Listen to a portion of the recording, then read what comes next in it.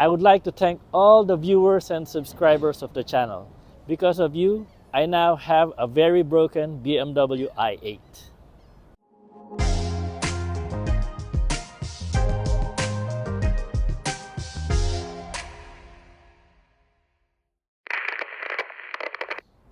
Hello and welcome to How to Holland, where you learn something different every day. I want to thank you all to our subscribers and frequent viewers of the channel. And because of you, I had a good reason to buy this vehicle, a broken BMW i8. No, I didn't make enough money from the videos to buy this, but you gave me a good reason to buy it. Now, does it make sense? Not really, but that's good enough for me. Now, there are three major issues with this vehicle. Let's start with the easiest one. This was a daily driver in upstate New York, which caused it to have a lot of damages on the body, particularly rock chips from the highway and scratches from being too low on the ground and scraping when there are uneven pavements on the road. Let's go around so I can show you. Here is our quick walk around, starting with the driver's side fender. And as you can see, there are deep rock chips on the fender and on the side, the front.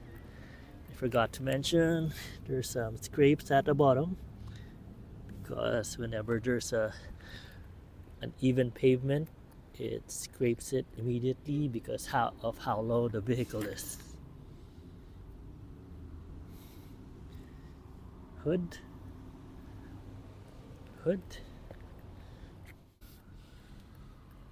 Here's a big one. Yikes. And the fender liner separated.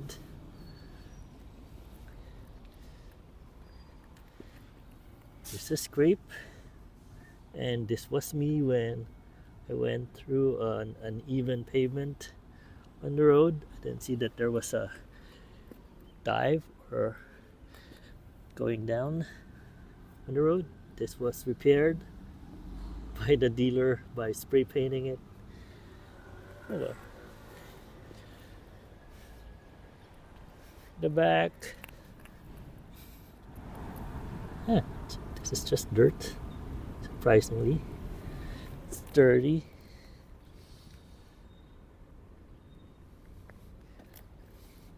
The back is decent. I guess it's really mostly in front because of the rock chips on the highway.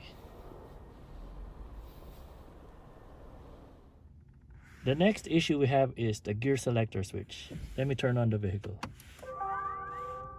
As you can see, it is still lighting up. Switch it to neutral. Reverse. Reverse. It's still good. Back to neutral. It's still good. But as soon as you put it in drive, the light is gone. And it will not reappear anymore until you turn off the vehicle and leave it off for a while. See, it's in park right now and the light is gone. It's a common issue, but it's still one of those things that we have to fix. Next is the AC compressor issue with this vehicle. It is a very common issue. If you search online and on forums, they'll tell you that it is very expensive to fix, and some owners even just got rid of their vehicle because it is a big headache and it is not worth fixing. We'll see if we can fix it. Here is what the AC compressor sounds like when it's on the way out. Now we're gonna start the car and give it a little gas to make sure it works and turn on the AC compressor. And unfortunately, that is the scary sound of the AC compressor.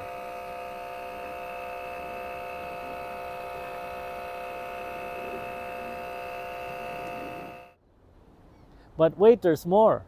This vehicle is not going to pass New York State inspection because one of the computer modules is giving us an engine code U189, but it is not triggering the check engine code. So it is very quizzical on how to fix it if it's not triggering a check engine, but giving us a check engine code and the computer would not get ready to pass inspection. So that is somewhat a big challenge right now. And those are the major issues with this BMW i8 right now. So I want to thank again all the viewers and subscribers. Because of you, I bought one of my dream cars. Was it worth it? I don't know. Is it fixable? I don't know either. We'll soon find out. So wish me luck, and you'll see more of this car in the future. So if you have any DIY requests or repairs you want to see done on this vehicle, write it down on the comment section below or message us on Facebook so we can put it on the list of things to do with this vehicle. Or we can just throw it away. Who cares? You know, it's broken. I don't really care. I love it, but it's broken. So write us on Facebook.